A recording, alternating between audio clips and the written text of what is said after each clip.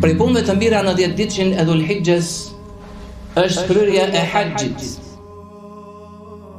cili është prej shtyllave të Islamit,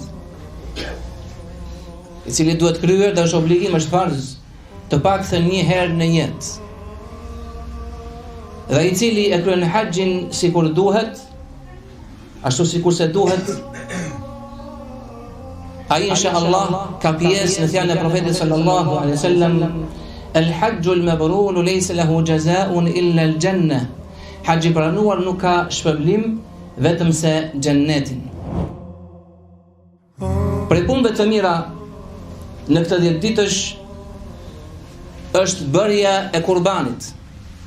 Kurbanet të cilat theren si falënderim për Allahun e lartësuar,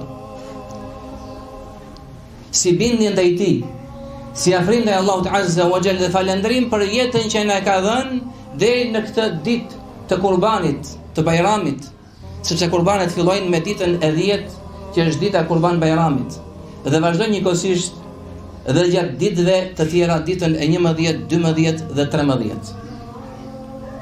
Allah i lartësuar thotë: "Fa salli li rabbika wanhar", falu për Zotin tënd dhe bë kurban për të.